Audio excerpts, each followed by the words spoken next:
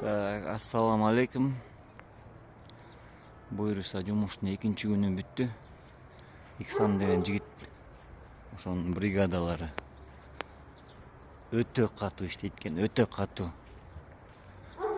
Буйруса эки жагын көтөрүп бүтүп 27 катар 280 болуп калат буйруса. Эки жагын бүтүп айнектерин чыгарып буйруса жигиттер катуу иштеп атышат. Биртке сүйүнүш менен бөлүшүп турам. Ушундай буйруса ушул тапка келип калдык. Анан ойлоп атам буйруса.